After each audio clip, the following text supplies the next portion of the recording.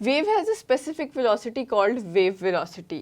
किसी भी वेव की मूवमेंट के दौरान उसके अंदर एक स्पेसिफिक वेलोसिटी होता है जिस वेलोसिटी से वो वेव मूव करती है। अब उस वेलोसिटी को डिफाइन किस तरह से किया जाता है? डिस्टेंस डिवाइड बाय टाइम, यानी कि कितना डिस्टेंस वो एक स्पेसिफिक टाइम में कवर कर रही है, ये उसकी वेलोसिटी कहलाती है। तो इसको हम डिफाइन करेंगे v is equals to D over T से।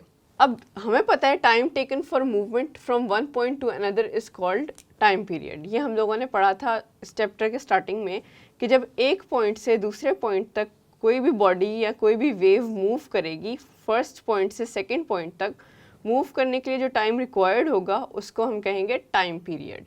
और ये टाइम पीरियड डिनोट किया जाता है एक कैपिटल टी से। और इसी तरह से distance covered by a wave, यानी कि जो वो वेव बनेगी उस टाइम पीरियड के दौरान वो जो डिस्टेंस कवर करेगी उसको कहेंगे वेव लेंथ।